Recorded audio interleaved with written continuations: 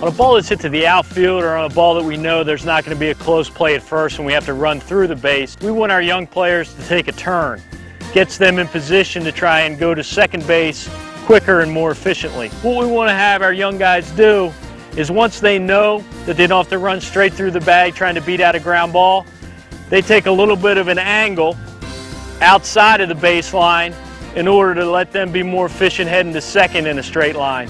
So Michael would come around this cone, gets outside the baseline a little bit, and then that would allow him to set his angle and hit the inside corner of the base with a little lean if he can, and get him heading as much in a straight line to second base as he can.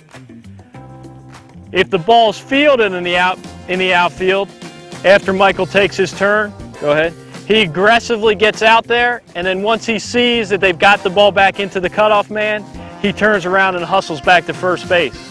The reason we do this is we put pressure on the defense staying aggressive, and if our base runner runs out there, and as he gets here, the outfielder misses it or they throw it past the cutoff man, he can just continue on to second base and get in the scoring position for us. What we like to do is get our players just to do some reps with this so they get the feeling of creating the angle themselves, hitting the inside corner of the bag, and staying aggressive towards second base. So go ahead, Michael. We'll have our guys run through one at a time. Go ahead, Brian. We've got the cone set up so they know where to go. They hit the inside part of the bag. They aggressively go out to that second cone, and then they come back to the base. Go ahead, Spencer. Hit the inside corner. Very nice. As you can see, as these guys get out here, it's like a simulated single to left field. They're looking out there with their eyes. They're getting their weight out on their front foot so they're ready to go. They see a misplay. Nice job, Luke. And then once they see it secured and back in the infield, then they hustle back to the bag. Inside corner, aggressive turn, and then back to the base. That's good.